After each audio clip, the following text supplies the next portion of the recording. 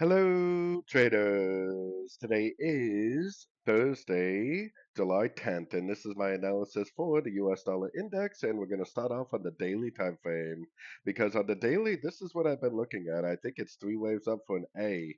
As you can see, it's definitely five down, three up, five down, which looks like a 5-3-5 pattern for a wave B.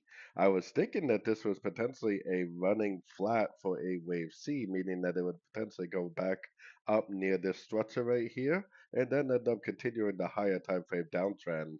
But for me, if it engulfs to the downside or breaks structure to the downside on shorter time frames, I'm definitely going to scratch that idea because the trend is down on the weekly, the trend is down on the monthly, and it could always just keep going down very, very easily.